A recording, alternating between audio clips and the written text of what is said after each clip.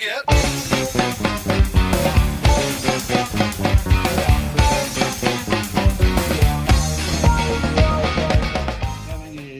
Having a regular season champion and then like a playoff tournament kind of thing. Talk about that a little more. That was kind of interesting. I don't know if you got a really chance to really get into that. Yeah, so one of the things I think, and again, this is just me being a European and not really always understanding American sports perfectly, but one of the things I think is a shame is to have a team that does so unbelievably well during a regular season, doesn't win the championship, doesn't win the playoffs, and then somehow that season is considered a failure. Somehow that you can write it up as, Danny was on that, what was that, undefeated league and then first round out of the playoffs, right? And you leave the season and he's got his jersey on backwards. You leave the season and, Danny, you probably leave Kansas City feeling the season feeling like it was a failure, right? When you really lost, 2 games in 5-6 months. So for me, I think that, the MLS does the supporters shield or what's it called? Supporters shield, right? Where they have, there's a regular season championship for the team with the best record. Yeah. And then there's a whole new tournament that starts for the playoffs, and you say there's a playoff champion. That way you could actually, now you're going one step further, but you could do a community shield type game between the winner of the league and the winner of the cup, and you could have another sort of cool special venue event. I've been trying to get them to do an all-star game for years because, that for me is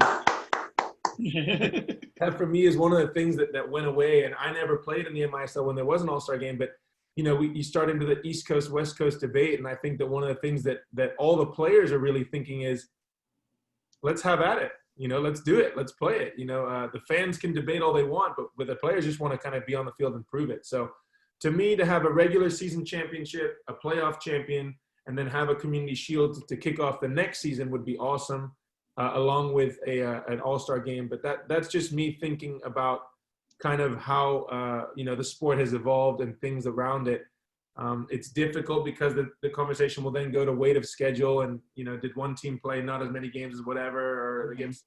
But I still think that a team, like the Sockers were 2 seasons ago that went 23-1, that should not be considered a failure when they lose to Monterrey in the semis. Obviously they don't win a championship, but there's got to be some sort of award or some sort of something that you can feather in your cap that you can say, hey, this was an unbelievable year. Commemorate that team and those players. A question though, how would you handle the top West and top East teams? Would it just be the overall table ranking, or would it be one for each side? East will win, obviously.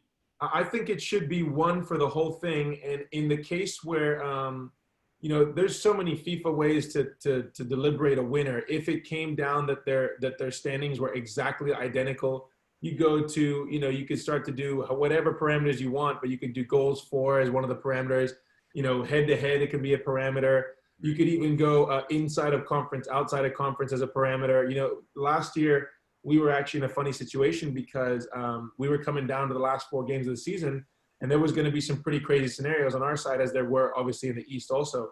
But one of the scenarios was actually that if Sonora ended 11-13 and we ended at 11-13, we would have taken it because the number 1 parameter in the MASL divisional thing was inside division record. And we had actually played 1 more divisional game than they had, and our record was therefore better by percentages because we just had played more and we had 1 more win.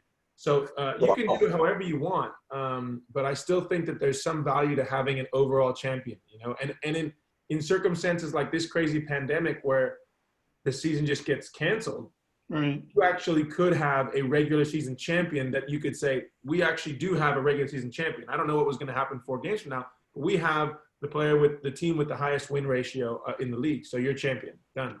There were a number of European leagues that just said, you know what, this team's the champion. We're done. Yeah, you have to do it like that. But yeah, that makes sense. I don't like the weird tiebreakers and everything. But I think as long as everyone knows what they are preseason, it's not like it's 3 weeks left in the league and all of a sudden there's these weird rules that come into play. Everyone knows what they're going for. Like the season that we did where the Wave won the championship, actually, where the only East versus West game was the championship game. and home field was like huge. And everyone knew going in, home field is huge. You have to make home field because it's only one game. And it's one game at the home team. And yeah, that was interesting. I just think I got to share a picture with you. Reward them. And on the opposite, you know, we don't have the NBA draft where the bottom team gets to draft players, but the top team should definitely have something where there's something there for them. There's something there for them to say, you know, maybe it's like the regular season champion gets to host the All-Star game. Maybe that's a financial contributor. Like, hey, you get to have the ticket, the box office of hosting the home game. Yeah. Whatever it is, figure out some remuneration for that team that they can say, hey, we won a regular season championship and therefore we get to do X, Y, or Z. We get to have something that's financially contributing to our organization. This has been In the Box. Make sure you're subscribed and you hit that bell icon so you can follow along as we put out new clips of our live show. And if you want to catch our live show, make sure you head over to our Facebook group page. We have a Friday night live show every Friday, 8:30 Central Time, 9:30 Eastern Time. Now, we'll be there unless something happens. Get up, everybody get up, everybody get up, everybody get down, everybody get up, everybody get up, everybody